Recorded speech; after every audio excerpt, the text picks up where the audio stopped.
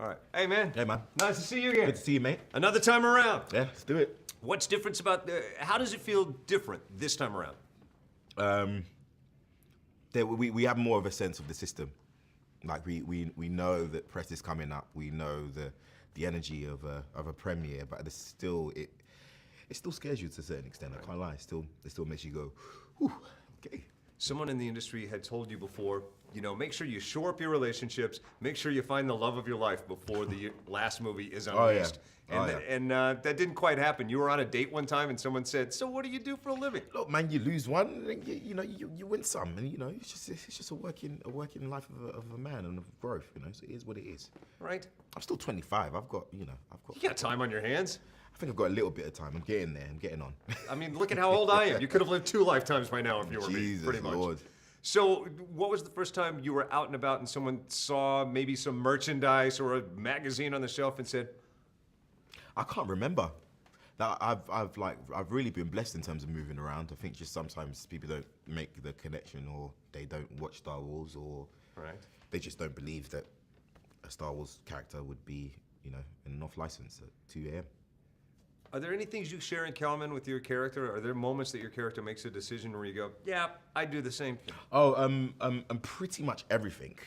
Pretty much everything. I think we all give ourselves too much, credit sometimes in terms of being a hero. Right. Whereas, I would definitely want to escape from an organization like the First Order, and I'd want to be with people that are much more. Yeah.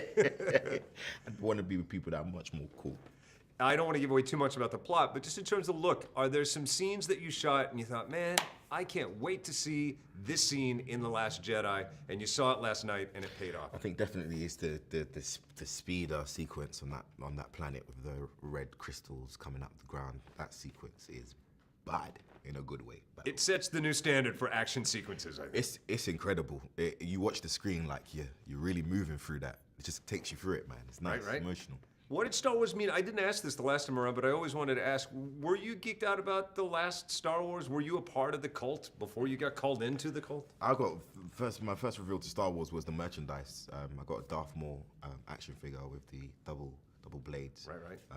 And after that, I just started getting into these comics and then the video games, Force Unleashed and all those things. And then I was a fan. So before then, I was already into it, and still now hasn't left me.